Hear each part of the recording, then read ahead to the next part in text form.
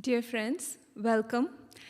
In today's program at the Home of Harmony, we are going to discuss what is probably one of the least contemplated but most widely practiced aspect of religion, and that is food.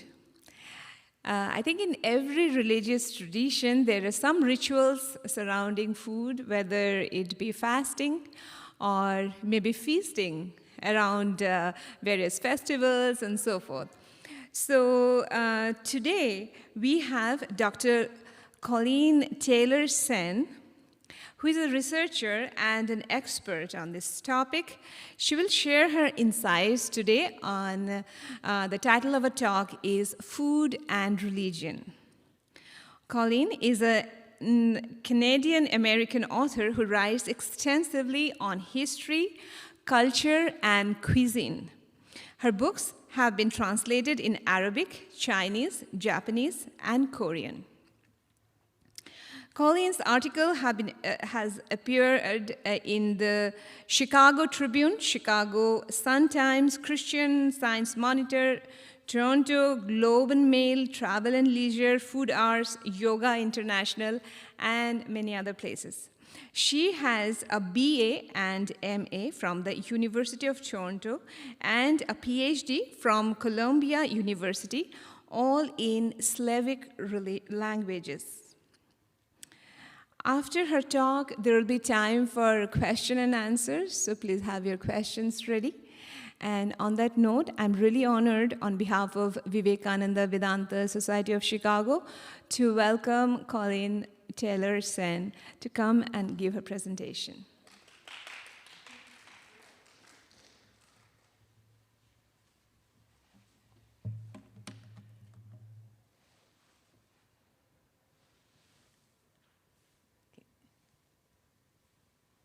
Can I have the first slide?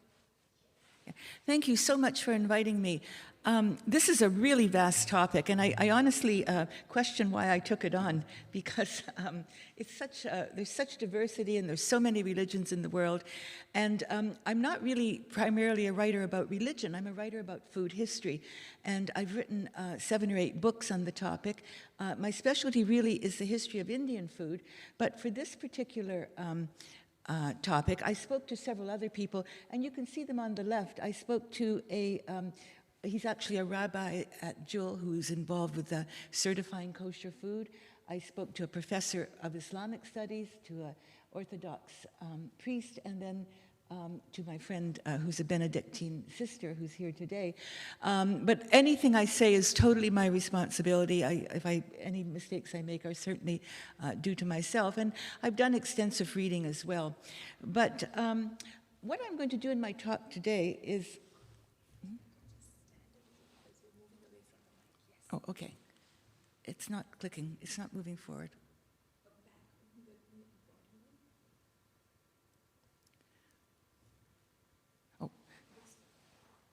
Which one? Oh, okay, sorry, I did it backwards.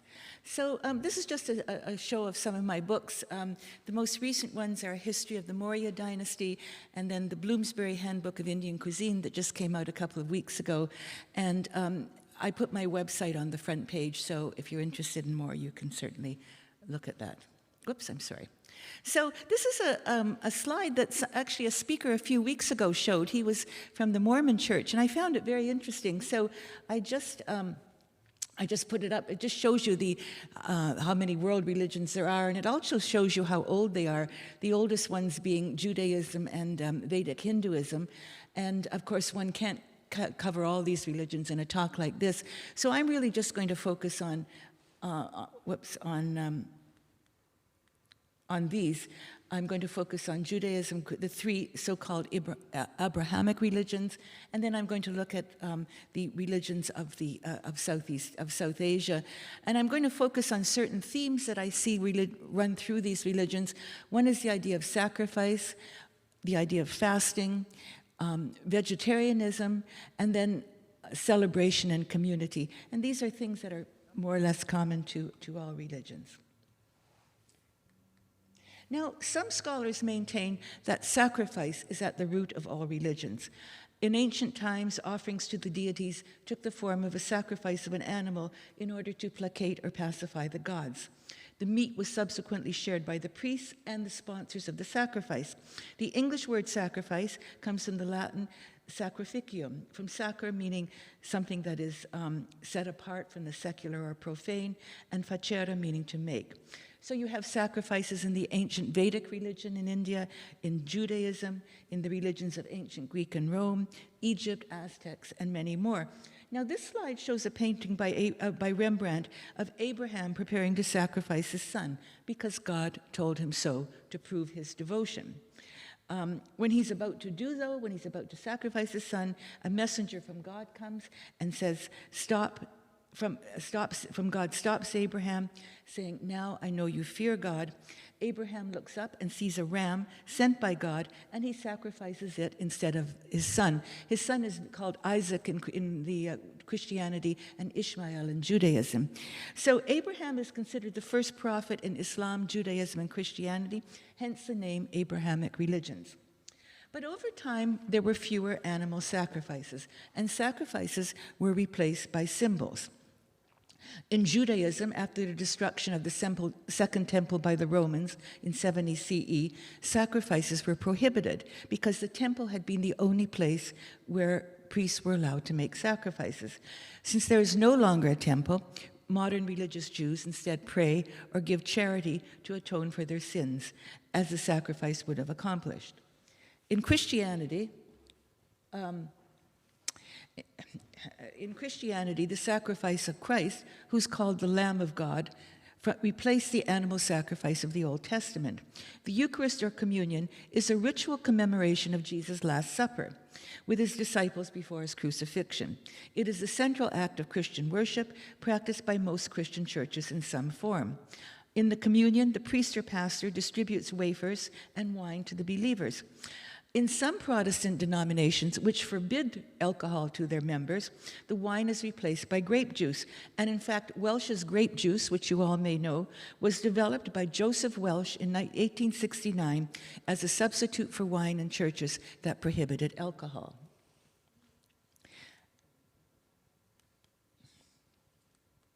In India, animal sacrifice began to disappear under the influence of the Jains and Buddhists several centuries BCE.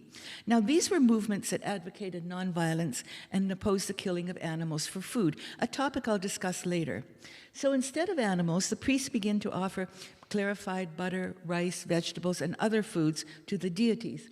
In Hindu pujas, which is a worship service that can be held at home or at a temple, food is part of the offerings made to the deity, who's represented by a statue.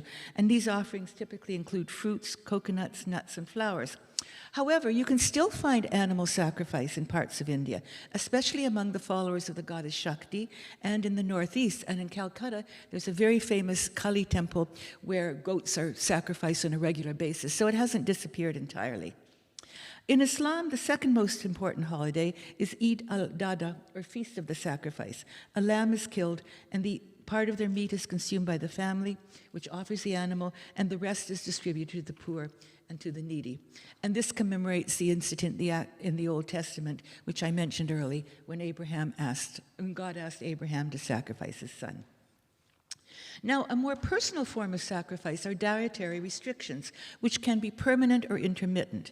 An example of permanent ones are Jewish dietary laws, which are very complex and followed according to a person's degree of orthodoxy.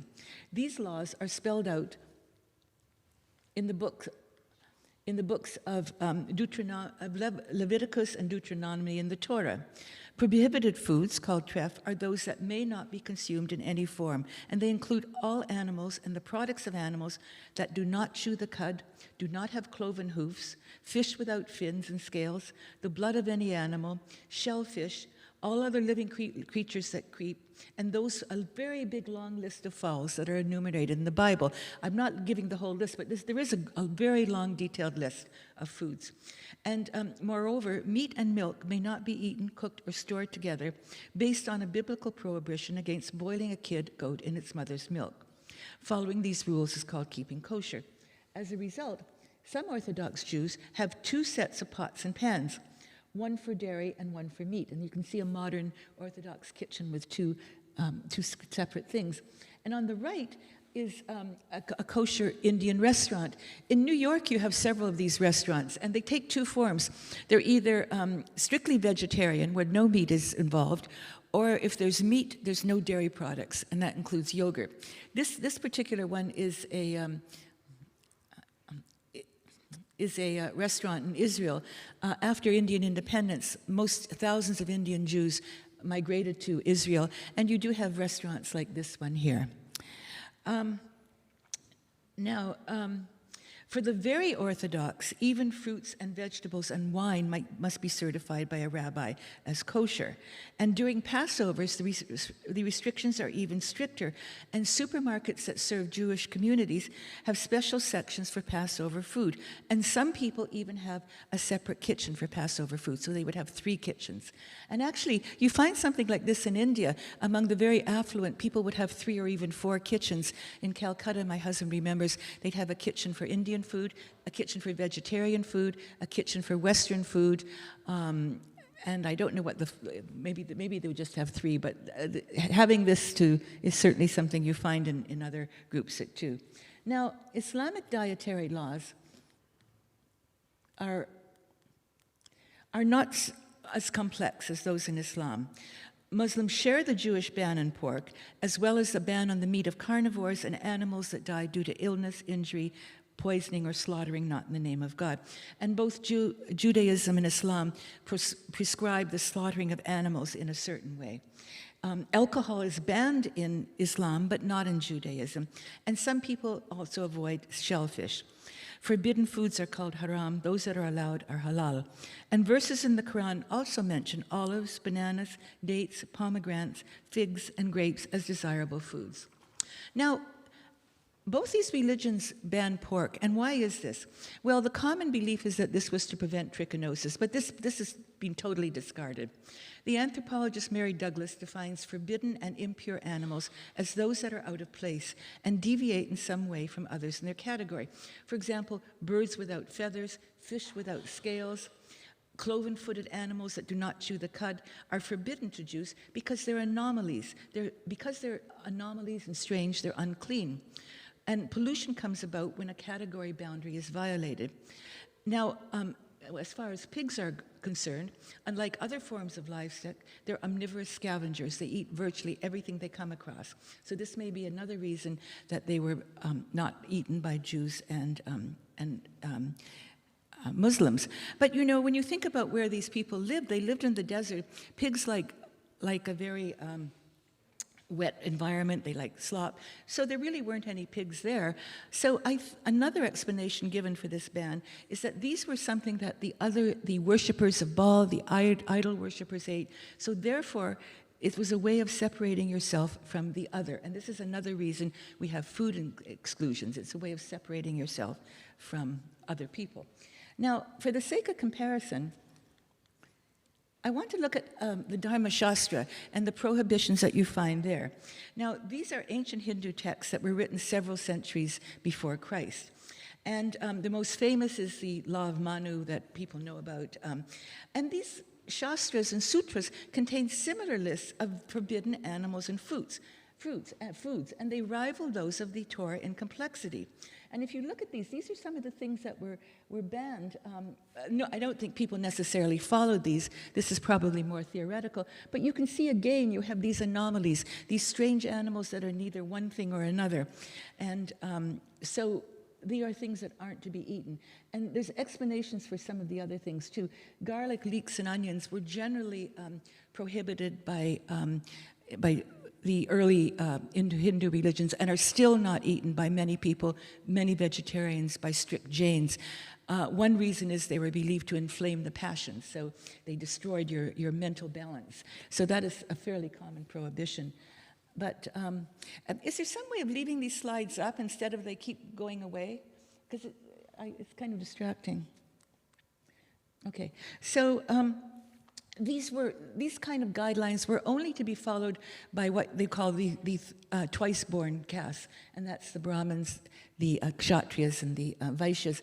And again, I think these kind of things are a way of separating yourself from the other. They're just a way of group solidarity. And when I compare these two lists, it's not a case that any influence, it's just the fact that it shows how different societies are concerned with such issues as cleanliness, purity, and classification. Now, another form of dietary restriction is fasting. And in one form or another, fasting is pretty much a part of every religion. And fasting, which again can be seen as a substitute for the sacrifice, can take many forms. It can be avoiding some foods, eating only certain foods, drinking but not eating, up to total abstinence of food and drink for various periods of time, a day, several times, even several weeks. Now, why do people fast? Well, it can be for many reasons.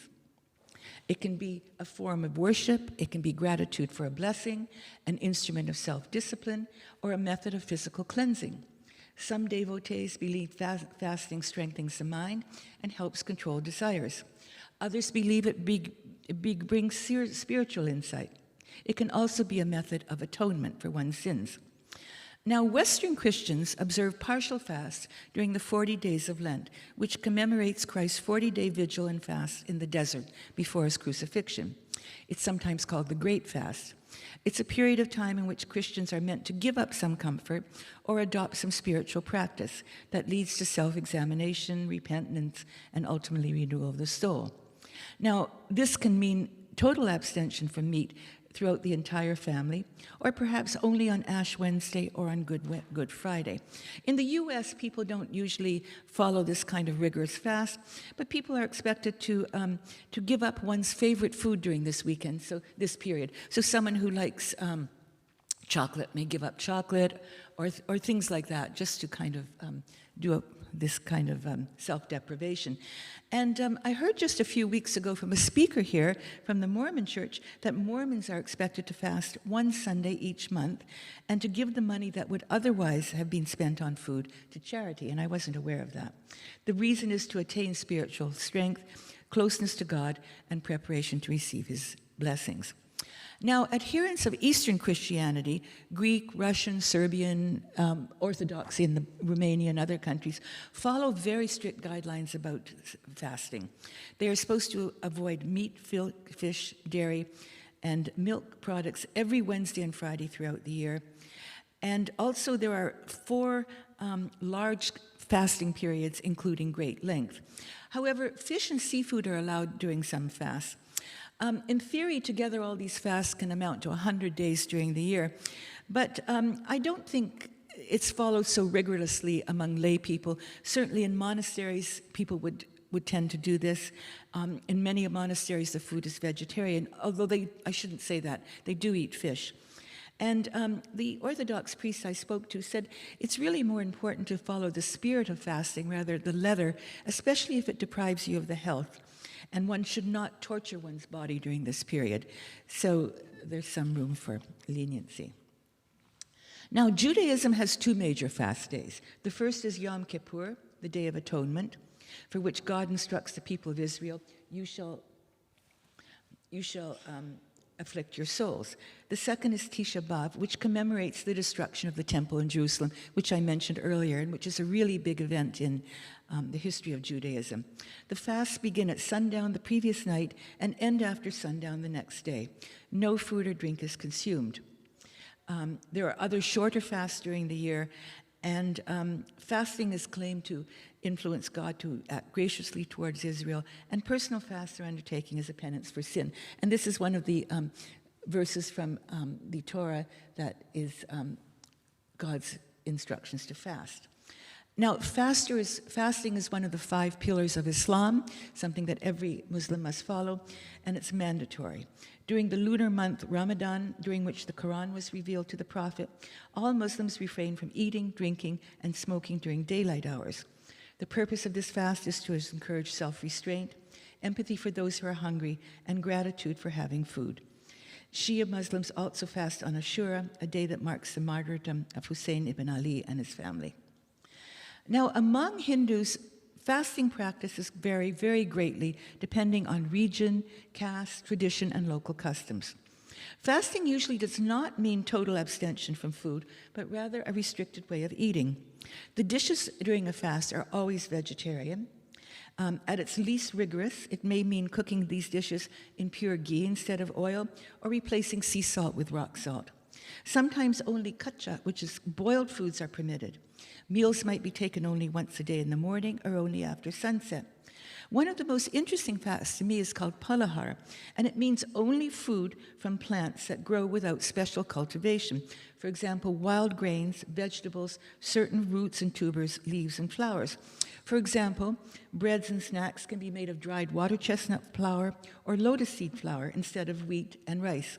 And actually, these foods are quite delicious. It really isn't that much of a penance when you have this food. It's very healthy, and my theory is that these foods that are made without the use of the plow, as they say, hark back to the thousands of years ago when ascetics in India would go to the forest and would only eat what food they found there. So there wouldn't be any cultivated rice or wheat. So I think this fast is maybe a commemoration or an homage to these ancient ascetics. Now, some Hindus fast on certain days of the lunar cycle when the moon changes, and many Hindus fast on Tuesday. Pious Hindus may fast for a full month during a certain time, and communal fasts are associated with religious holidays such as Ram Navami, Mahashivratri, and Janmashtami. Now, the Buddha initially practiced extreme forms of fasting, but he realized it prevented from attaining enlightenment, and he abandoned strict asceticism in favor of the middle way, which calls for moderation in things. He recommended practicing mindfulness while eating. Now, a vegetarian diet is essential for monks and nuns who live in monasteries, but if someone gives meat to a Buddhist monk who's begging for his food, he or she is expected to take it, providing the meat wasn't killed specifically for that person. Lay people are not required to be vegetarian, and there's a story about especially in Tibet, which is a cold country and not many vegetables, and even the monks eat meat. And the Dalai Lama himself is not a vegetarian. And once Sir Paul McCartney wrote him a letter reprimanding the Dalai Lama for this and saying he should eat meat, but the Dalai Lama explained that's not our tradition. Now, fasting and dietary restrictions play an important role in the theology and practice of Jainism. And this is a religion with a few million adherents in India and abroad, but I think it's been very influential. And it's really the world's only unconditionally vegetarian religion. Ahimsa, which means non-injury to all life forms, is a cornerstone of Jain belief. And this refers not only to animals, but to other forms of life. So Jains do not eat meat, fish, or eggs, or honey, because honey destroys the bees' homes, but they avoid fruits and vegetables that have little seeds, like eggplants and figs, underground roots, carrots, potatoes, onions, and mushrooms. They're not vegans. Milk products are allowed, but alcohol is forbidden. And monks and nuns follow even more stringent dietary restrictions. They do not eat. And here you can see a painting of a Jain monk. You can see he has a mask, that's so he doesn't breathe in any insects, and he has a broom. So when you go to India and you see these people walking along the roadside, they sweep the road in front of them so they won't step on any insect inadvertently. Jains do not eat after sunset, because if they do, they might knowingly eat an insect. And they really have many strict religions. Now, on the right, this is a meal I organized several years ago for a culinary society I belong to. I gave a talk on Jain food, and everyone said, well, we'd like to try this food. How can it be any good? It's so strict. Well, there was a restaurant out in Arni Trail Road called Village Hut, and it was a Gujarati vegetarian restaurant, and the owner used to prepare meals for Jain. When they would have a big Jain banquet, he'd make it. So I said, well, let's go there. So this is the meal he prepared, And it was absolutely delicious. I mean, it was such variety. I can't remember the details, but there was a lot of there were vegetables that you could eat, there were fruits, there was a lot of course, dairy products, and it was just wonderful. And people liked it so much, they said, can we organize it again? So I had to organize a second giant meal. And I think it was broadcast on NPR because we had actually people from the community speak. So I'm absolutely fascinated by this particular group because they are so consistent, shall we say. Now I want to turn to this topic of vegetarianism. And contrary to popular belief, the majority of Hindus are not vegetarian. And in India, vegetarianism varies widely by religion and by region and community. Now, in 2020, the Pew Research Institute found that only 29% of Indian adults describe themselves as vegetarian. Now, these surveys you always have to take with a grain of salt because the definition of whether you were a vegetarian was left up to the respondent, and the question asked was, would you eat meat if it were available? So some people maybe didn't eat meat because they were too poor, but if they had the chance, they would eat it. So the figures, but I think it gives you a general outlook, overview of how vegetarianism varies by region in India.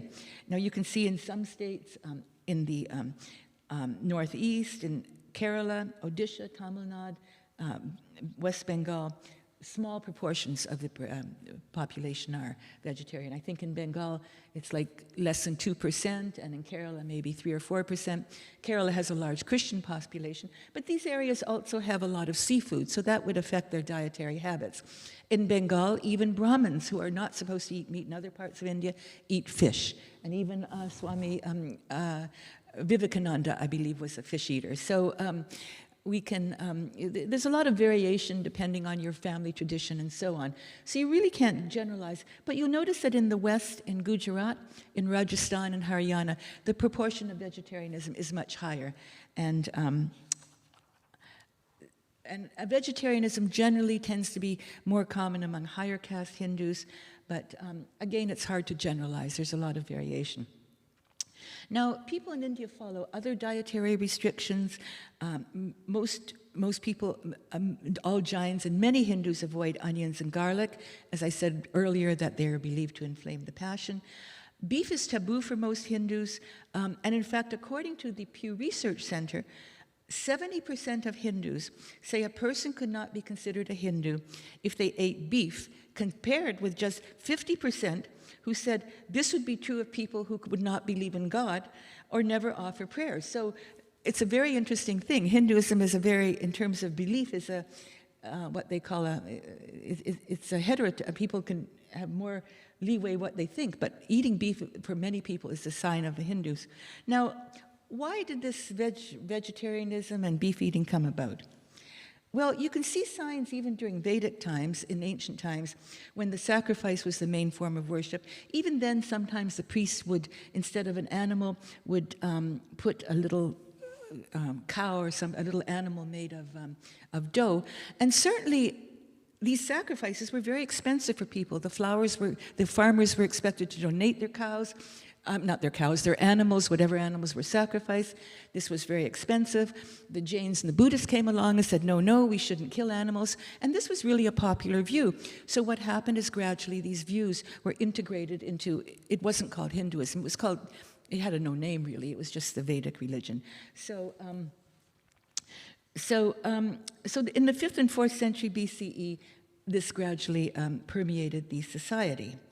And another thing is cows are very valuable. They're a source of protein for vegetarians. They're too valuable to slaughter. And another reason is my husband's explanation that in India, cows are considered members of the family, just as dogs are here. So just as we're kind of horrified by the idea of eating our dogs, that would be true of cows. Now, vegetarianism plays a role in other religions as well, and was even influenced by Indian practices.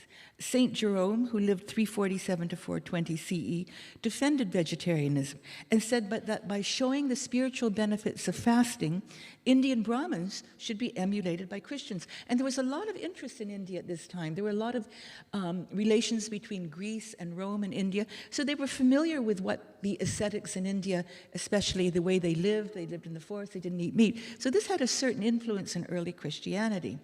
And then Saint Benedict, as founder of the Benedictine order, laid down the rule that no 4-foot animals should be eaten in monasteries. And today this tradition is still followed in some Western monastic orders, as well as in Eastern Orthodox monasteries. At the same time, at various points of history, the ecclesiastical powers condemned vegetarianism as a heresy, citing biblical passages that say God made animals for man's use. And vegetarian sects, such as the medieval Cathars in Europe, were persecuted and exterminated, and their vegetarianism was one of the reasons.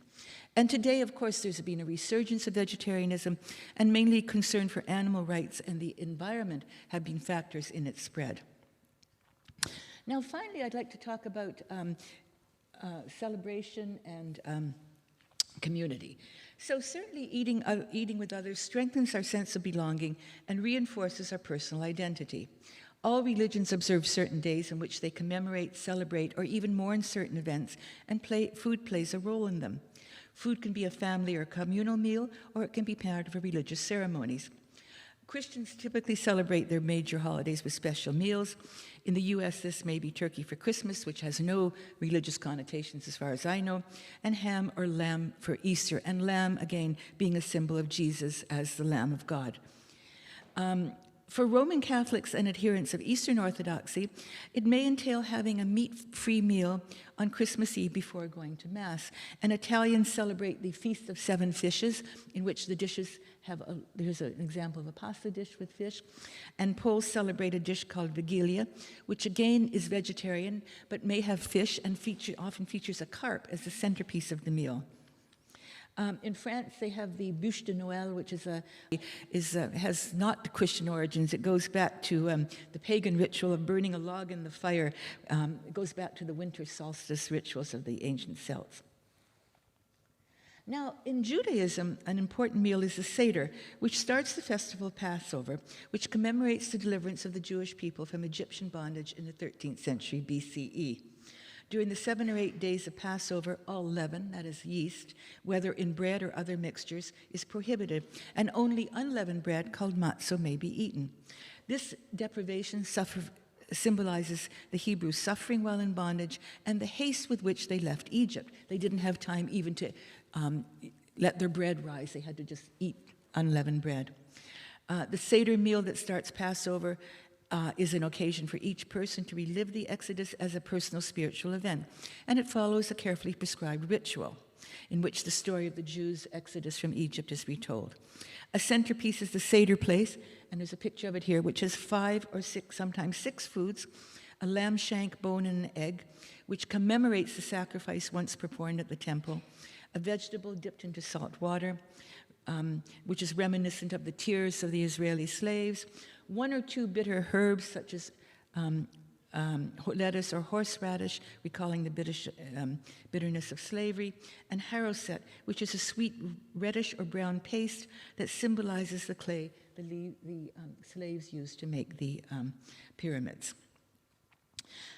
Now, I should say that Judaism has no prohibitions against wine, so wine is drunk 4 times at certain feasts during the Seder meal. Among Muslims, the end of Ramadan is called Eid al-Fitr and is marked by a major feast. Each day's fast is broken with a meal known as iftar, and traditionally the first thing you eat to break the fast is a date. People gather with their families and enjoy lavish meals that reflect local traditions. Among South Asians, this meal may include biryanis, which are dishes of spiced meat and rice, kebabs, halim, chicken, and sweet dishes. And in the Middle East, sweet dishes certainly play a role in the breaking of the fast, as you can see on the right. Now, in most religions, food is not part of the religious service as such, nor is it served in houses of worship, except or not where the worship is conducted. I mean, of course, in Christian churches, and you have like the famous potluck where people bring food in the church basement, and that certainly is an occasion for solidarity and communing with your friends. But some places of worship are known for their culinary offerings. And this is true of Buddhism. In some Buddhist temples and monasteries in Japan, Korea, China, and Southeast Asia have become famous for their vegetarian food, which people can go and buy and partake of. And in Japan, this food is known as shojinrori. It features rice, soup, and a number of side dishes made of vegetables and tofu or soy. And the food in the Korean temples, and I think these big vats there are jars full of different kinds of soy preparations, and there the food can be quite spicy. And these temples can be very, very delicious. And this kind of temple food is sometimes served in restaurants as well. And if you go to a city like Kyoto, where the temples are surrounded by these little restaurants that serve vegetarian food, and especially dishes featuring tofu and other things. Now, in Hinduism, offering food to the presiding deity or deities of a temple and distributing it to worshippers is a part of Hindu religious life in some traditions. Temple foods are usually, not always, but usually vegetarian and do not contain onions or garlic or intense spicing. Sweets are a specialty of many temples since they are easier to distribute and transport, and also sweets are something that, because of certain food prohibitions, can be eaten by everyone. A standard ritual is for the priest to offer food to the statue, the murti of the deity, leave it in its presence for a while to satisfy their spiritual hunger, and finally distribute it to the worshippers and pilgrims as prasad. And in Hindi, this is a word that also means grace. They may eat it on the spot, or they may take it home to share with family and friends. And many devotees feel spiritually uplifted simply by offering and receiving prasad. Now, food may also be prepared in communal kitchens, which in the largest temples are served by hundreds of cooks and assistants. And this is true especially in the south, also in Orissa, in the famous temple there in Puri. And some temples have become famous for their food, and people go there actually to eat. India's most famous temple food comes from the town of Udupi in Karnataka, which is a place where there are many temples and monasteries. Now, the Udupi Sri Krishna Monastery, founded in the 13th century, its specialty is dosa, served with chutney and plain potato filling without onions. Now, if this sounds familiar to you, this is the kind of food served in South Indian restaurants. Often these South Indian restaurants are called Udupi restaurants. Why is that?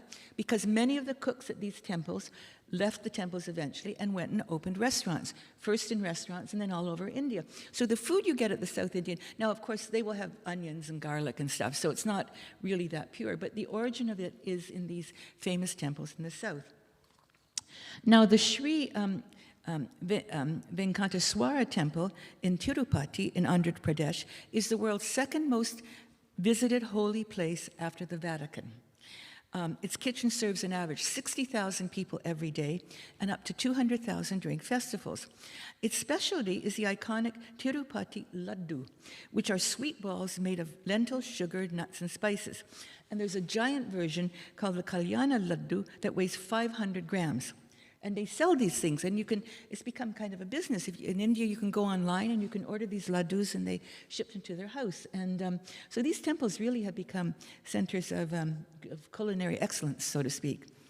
One of the most unusual food events is the Annakutta, or Mountain of Food, which is held annually at a temple in Mount Govardhan near Vrindavan. Oh, sorry. And this commemorates an event in Krishna's childhood when he persuaded the local cowherds to make their annual offerings of harvest and grape pulse to the mountain instead of to the god Indra.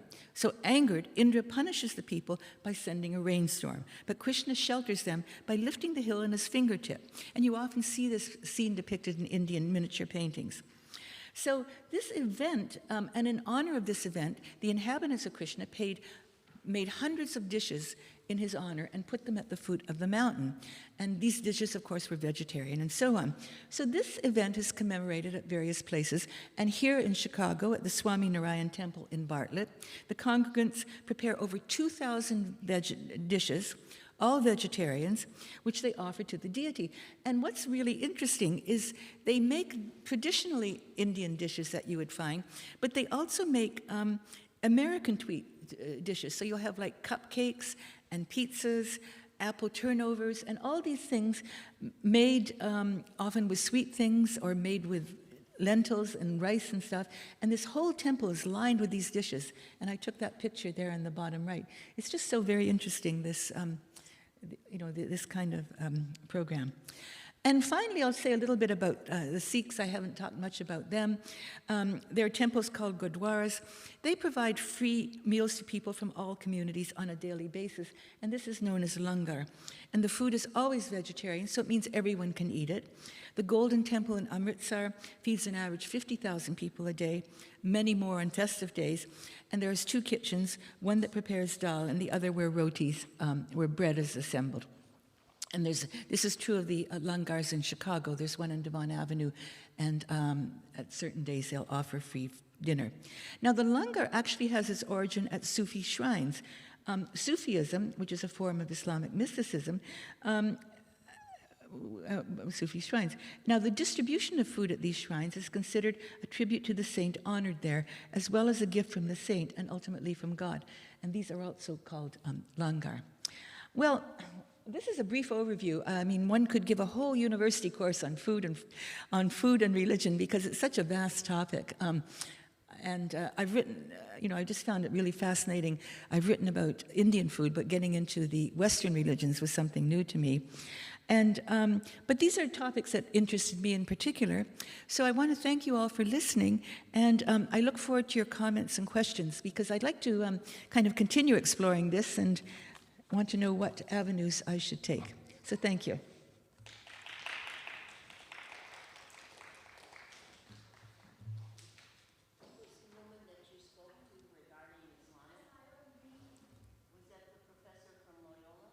Yes. Yeah. Yeah.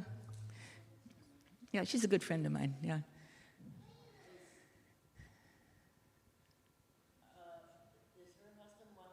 Yeah. Mm-hmm. Mm-hmm. Yeah. Mm-hmm. I was wondering about the map. Matt, I can, yeah. I was wondering about the map of India where you'd shown the percentages of vegetarian. Now, I was wondering about Kashmir. Is that Kashmir and Jammu and Kashmir? I don't know. Okay, because you see, Kashmir currently has mostly Muslims. The Hindus who are there are Hindu Brahmins. But like Bengali Brahmins, Kashmiri Brahmins also eat meat and fish. They eat a lot of meat and fish. Maybe only certain Vaishnavites, because they are either Shaivites, worship Shiv, or they are Vaishnavites. Now the Vaishnavites, some of them may be selectively vegetarian, otherwise they all eat meat. That's very true, yeah. And the Saraswati Brahmins also eat meat. That's another group that Brahmins, do too. Because they are Konkan, that's the coast, and they eat a lot of fish. Yeah. But I think that map, I mean, I don't think one should take it literally. It just shows you the general trends of where people are vegetarian and not. So, and I think it's pretty accurate, yeah.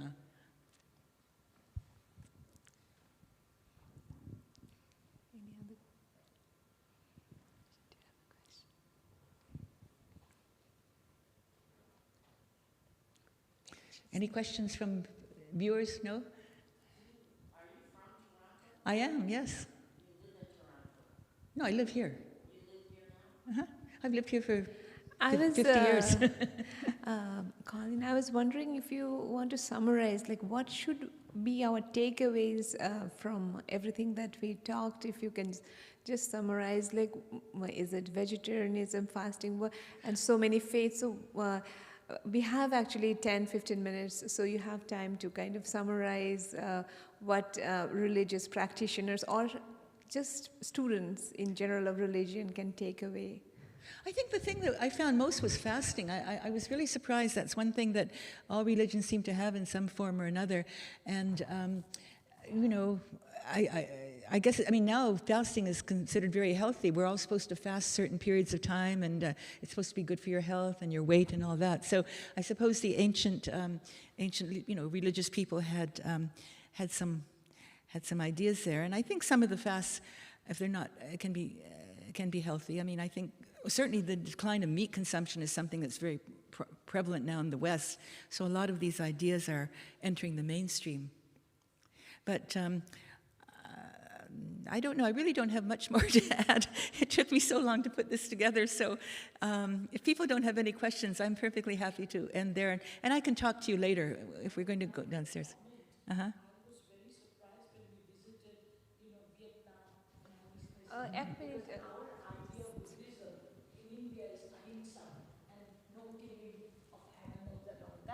So, but there they have meat and everything.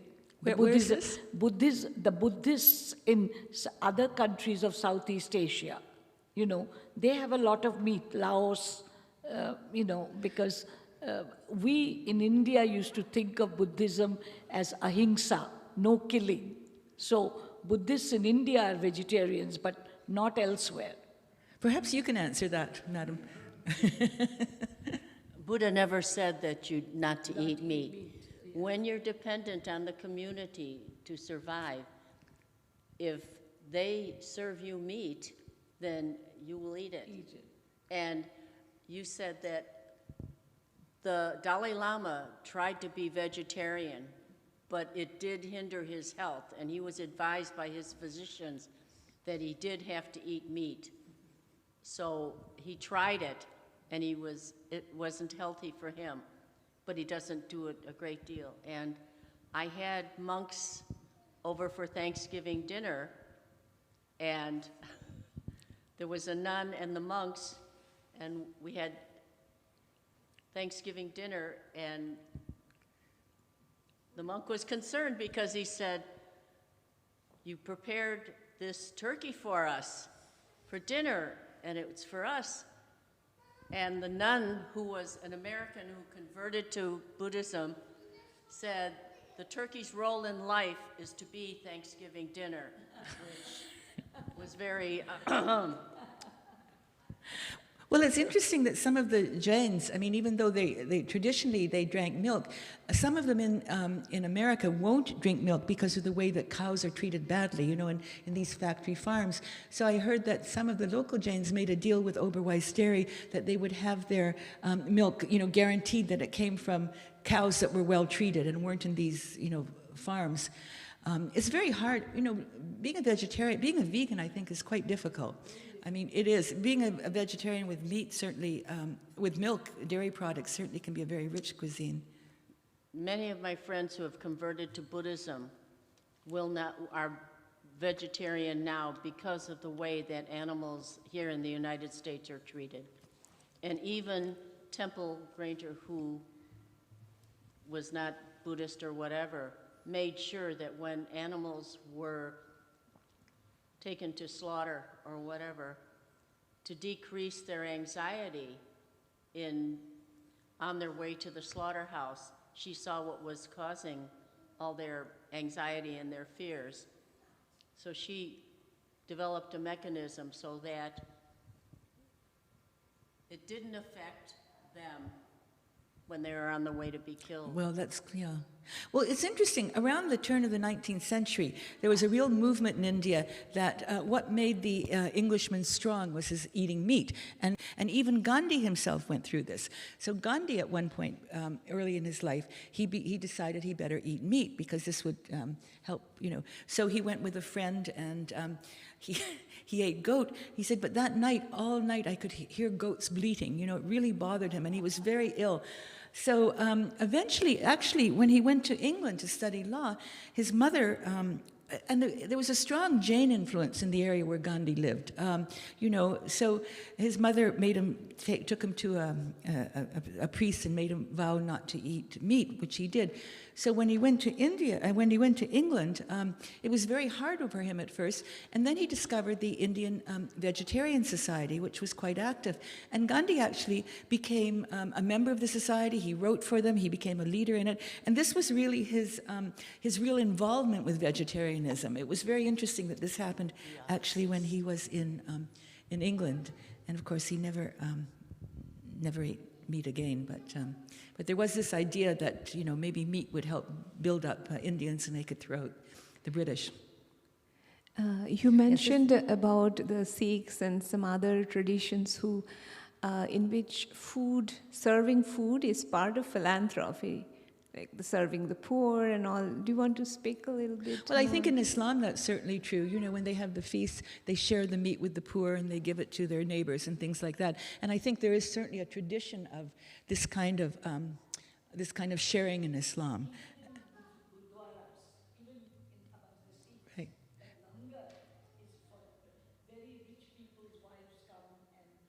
Serve and cook because it's considered a pious thing to do and to help feed everybody. I think Sister Sue has a question over here.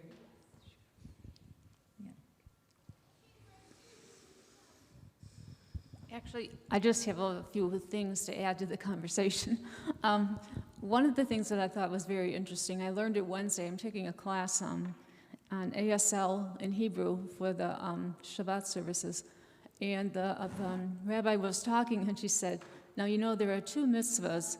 One of them will give you a happy life on earth, and the other one will give you a happy life in eternal life.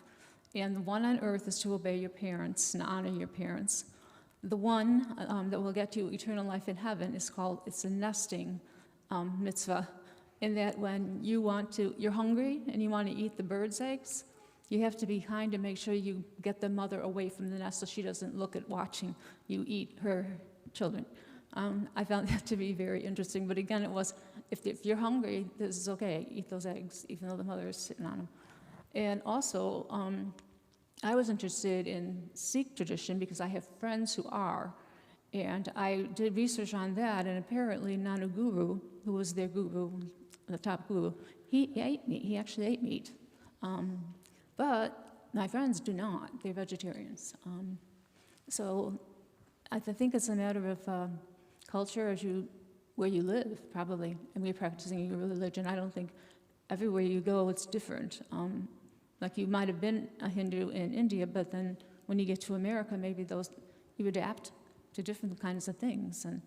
And again, vegetarian is rising so much in this country, and I am a pure example of that. I am a vegetarian and very strict with that. And I have been since childhood. And that's since I heard, right then I was told as a child how the chickens were fed and kept in these coops, and they couldn't even fly or anything, and they all got these antibiotics that were given. And the cruel pictures, they had pictures you could even see of it. And right then and there, I was 11 years old and said to me, this isn't something you want to do for anybody. So any religion, I would think, does want anybody to kill something cruelly. So they all have a way that they can do it. If they are eating meat, there's a way that they can slaughter it, but there's a religious ritual that they can do. And the other thing I've read a lot about is early human beings. And when human beings were first living, they would do all their food hunting and gathering. So they would gather all this berries and fruits and grasses or whatever they could eat, but they would also go out on a hunt. But when they would bring whatever animal they got back from the hunt, the first thing is the person who killed the animal would wait there in silence, praying until the animal died. There's a whole ritual behind it. And then they would bring it back to the people who were living in that family or whatever, and they would use that animal for everything possible that they could get out of it. And everything that they did, eating it or whatever, was a big ritual and thanking the animal for giving its life for itself. And then, even after it was all gone, they've done as much as they could do with anything that they could with it. They had a very ritual burial, sending the animal to the gods of the underworld to bless the animal and thank the animal for giving them the life that they had. So there's just so many different ways that we have come as human beings in our ways of looking at things, and a lot of it had to do with agriculture. Because once we started to get, humans did not make bread. All of a sudden they discovered it growing. And once they did, and they figured out how to do it, it was like everybody was farming. And then they were prisoners to farming because you had to really be there watching the farm, fertilize, whatever you had to do, praying for rain. They had rain gods, all of this stuff just to make the food, the wheat grow, because if it didn't, didn't have anything to eat. So that was a very religious thing, and how they had to take care of it. And it took, again, the women were pretty much involved in that forever. The men were out. At that time, what happened in history is that the gods started to be called priest gods. And the priests would stay at home with the people to answer their religious needs. But the gods, the priest gods, they were kings. They were the kings, and the kings would go out to war. So they would all have armies, and men would in the armies, and they would take them out to war. But everybody else stood home and made sure they had the wheat, and they had all of this. And then you'd be able to own certain land that was your own. So once you got that thing where you could own that land, that's where they started putting up fences, putting up big moats and stuff so people couldn't get to the property. They were living in towns and cities, and all of that came about to protect what they owned, where they never had that before. It was just being a stage of civilization. Yeah. It's very interesting.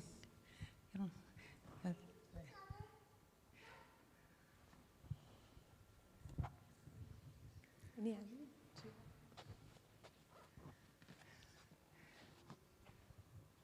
I think with that, we'll conclude. Thank you so much, Colleen. Let us give her a big round of applause. Thank you. Wonderful talk. And also thanks for all of you who came and joined, and for this engaging discussion. Sister, for your comments. Asayo for your comments, and Dr. Sen for your comments. Very nice. In conclusion, on behalf of Vivekananda Vedanta Society of Chicago, here's a small token of gratitude. It has a book like Chicago and Vivekananda. Yes, so that is published by the society. And now I invite you to come down and have some refreshments, and you can continue the discussion with our guest speaker today. Thank you all again.